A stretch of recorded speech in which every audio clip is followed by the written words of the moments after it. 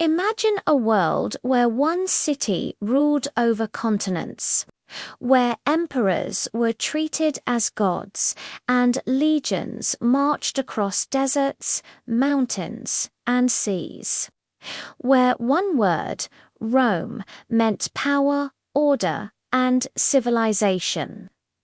This is the story of the Roman Empire, the rise, the glory, and the unforgettable fall of history's greatest superpower.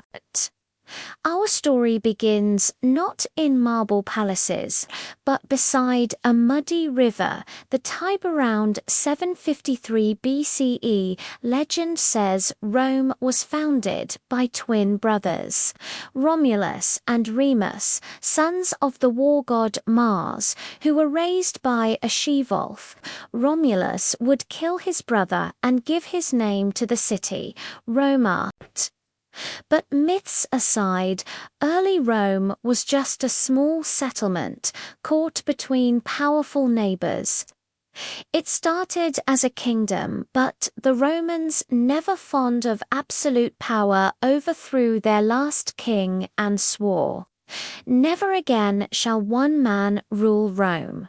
Thus began the Roman Republic, a system that would shape Western politics for centuries.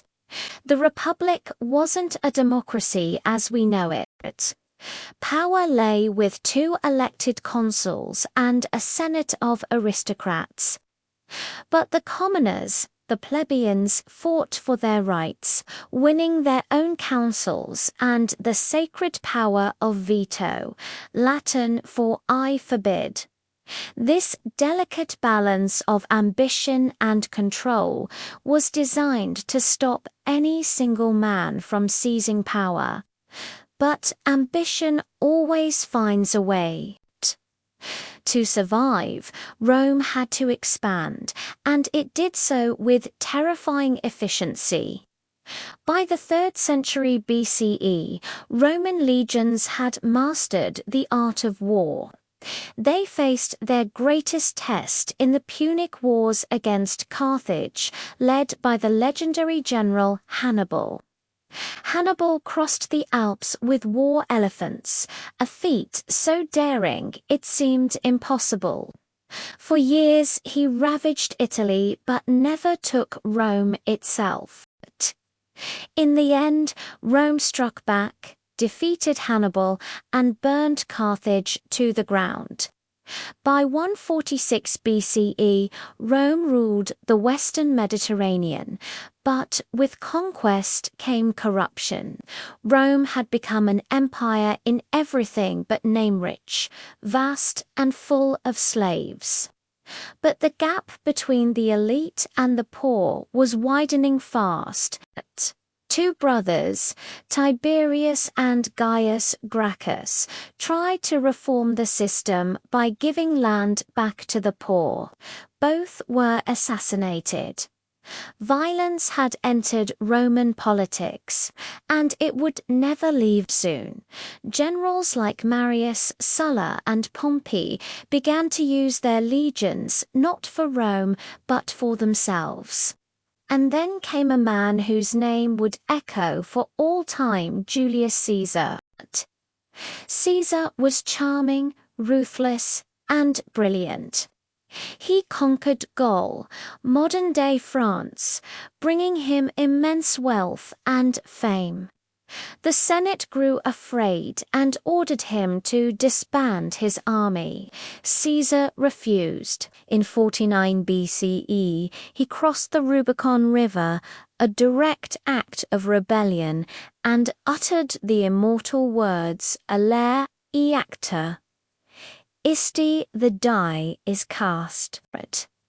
Civil war erupted.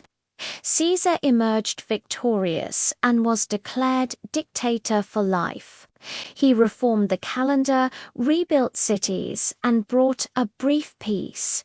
But on the Ides of March 44 BCE, a group of senators, including his friend Brutus, stabbed him to death, shouting, "Thus always to tyrants." They tried to save the Republic from tyranny, but instead they killed the man who could have saved it. Caesar's death plunged Rome back into chaos. His grandnephew and heir Octavian battled his rivals, including Mark Antony and Cleopatra.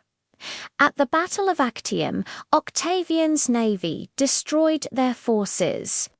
The following year, he took the title Augustus, the revered one, and became Rome's first emperor. Officially, the Republic still existed, but in reality, Augustus ruled absolutely.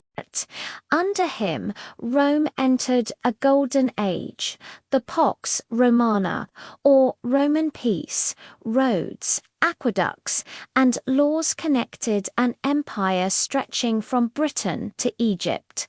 It was said, all roads lead to Rome. For the next 2 centuries, Rome reached its height. The Colosseum was built, seating 50,000 spectators. Emperors like Trajan expanded the empire to its greatest size, while Hadrian built walls to protect it. Roman architecture, law, and language reshaped the world. Latin became the language of learning. It seemed the empire would last forever.